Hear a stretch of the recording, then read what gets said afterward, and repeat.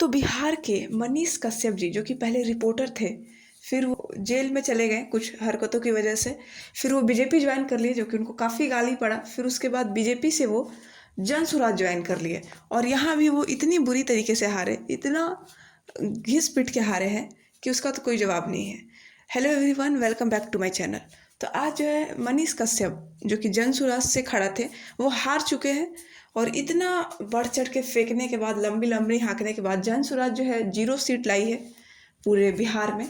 और मनीष कश्यप भी हार गए हैं, अच्छे खासे वोट से हारे हैं वो। मनीष कश्यप है जो स्टार्टिंग में रिपोर्टिंग वगैरह करते थे, बहुत धाकड़ रिपोर्टिंग करते थे, लोगों को बहुत पसंद आता था। मैं भी उनके स्टार्टिंग में जब वो रिपोर्टिंग करते थे तो सारे वीडियोस देखती थी कि कितना अच्छा इंसान है।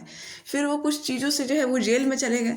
जेल से छूटना बहुत मुश्किल हो रहा था, क्योंकि उनको बहुत परेशान किया जा रहा था डी के द्वारा, बहुत ज़्यादा तेजस्वी के द्वारा उनको बहुत ज़्यादा परेशान किया जा रहा था।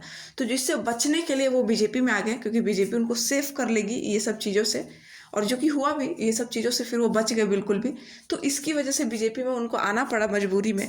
तो लोगों ने उनको काफ़ी हेट किया कि अरे ये बीजेपी में चला गया, बिक गया ये मीडिया वाला। तो लेकिन ऐसा नहीं था। अब जेल में सड़ने से अच्छा है कि पार्टी ज्वाइन करके बच जाए, क्योंकि फिर जेल में रहने के बाद कोई बचाने नहीं जा रहा था, कोई जनता पूछने भी नहीं जा रही थी, और ना ही कोई उनके लिए उनके समर्थन में रोड पे उतर रहा था, या उनको ऐसा नारे लगा रहा था कि उनको निकाल दो। ऐसा नहीं है, वो बेचारे अकेले सड़ने वाले थे जेल में। तो इससे अच्छा उनको लगा कि बीजेपी ज्वाइन करके बच जाया जाए।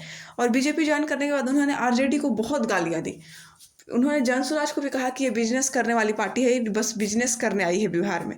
लेकिन फिर वो हॉस्पिटल गए और वहाँ पे पैरवी वगैरह करना चाह रहे थे, जिसमें उनको काफ़ी मार पीट दिया गया, जिसकी वजह से वो बीजेपी के खिलाफ ही आ गए।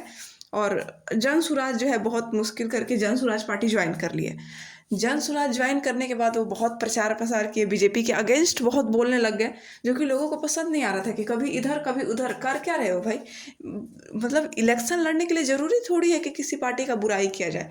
आप अपना तारीफ करके भी तो जीत सकते हैं ना, दूसरे का बुराई करने की क्या ज़रूरत है।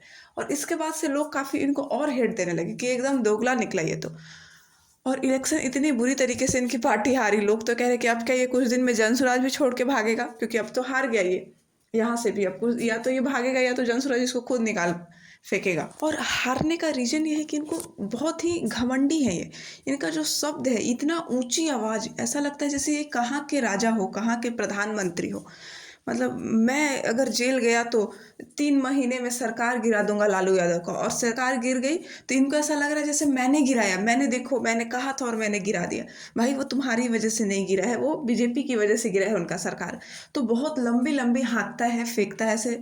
इनकी आवाज़ इतनी, जनता से इतनी ऊंची आवाज़ में बात करते हैं। वोट लेने जा रहे हो भाई, ऐसा लग रहा है तुम उनको डांट रहे हो, वोट देगा या नहीं, ऐसे एक प्यार से बोलना है। इनके आवाज़ में इतना अहंकार भरा हुआ है ना, कि सबसे बड़ा रीज़न है इनका ये जो अहंकार है, उसकी वजह से ये हारे हैं। खैर, आपका क्या ओपिनियन है कमेंट में जरूर बताएं। Thanks for watching.